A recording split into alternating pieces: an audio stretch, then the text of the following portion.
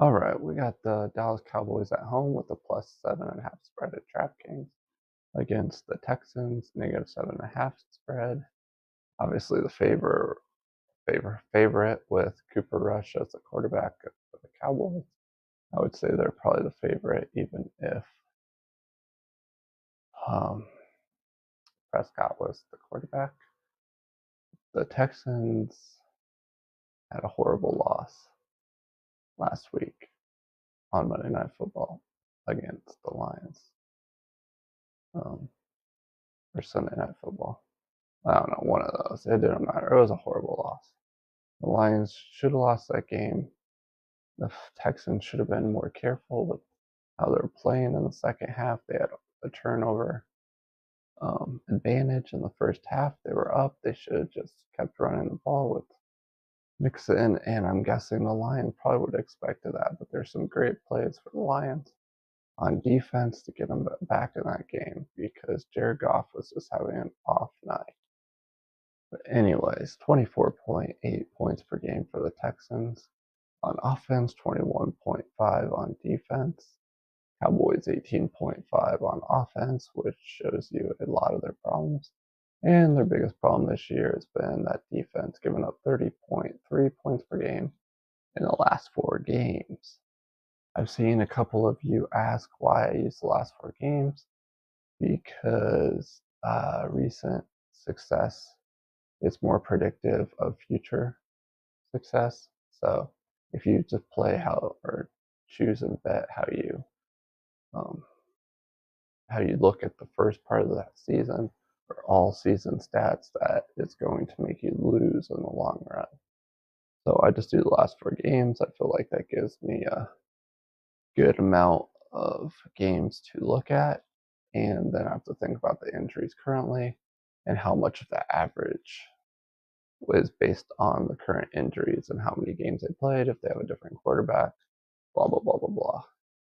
But passing yards per game for the last 4, 253 on offense for the Cowboys. Passing yards per attempt is only 6.2. Defense is 225 in the air, but giving up 9.3 per attempt. Horrible. So they're giving up a lot of big plays, and that, if you're watching Cowboys this year, their secondary just hasn't been great. Dan Quinn, as you know, is the head coach of the Commanders now and has changed that defense. And when he left this defense, you couldn't really see it. 158 in the air is all for the offense. The last 4 for the Texans, really struggling. I have Nico Collins is injured for a wide receiver, their best one. Stephon Diggs is also injured, and you can see he's really struggling trying to get the ball to people. They still have Schultz, the old Cowboys tight end, so we'll see if he continues to use him. And if that's the case, the Cowboys will probably double him up. Passing yards per attempt on offense is 6.2 for the Texans. 184 in the air for the defense of the Texans, 6.6 passing yards per attempt for the defense. And that is, Texans are really good at that defense passing. So it was offense's fault that they let that team Lions back in that game turn the ball over. We got rushing yards per attempt, 4.0 on offense for the Cowboys, 4.5 on defense, 4.9 for the Texans on offense, 4.6 on defense. And mixing in is always a good thing because he is such a hard runner, always working to get extra yards. Let's look at points per play, 1.8 for the Cowboys defense or offense, and that is way below average of 2.4 for the entire league. 2.1 for the Texans, and they're even under average for offense right now in the last 4.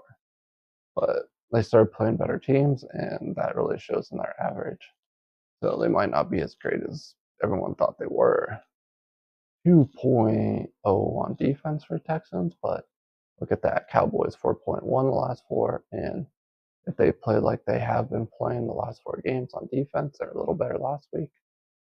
But if they play how they played the 3 games before that, this one's over.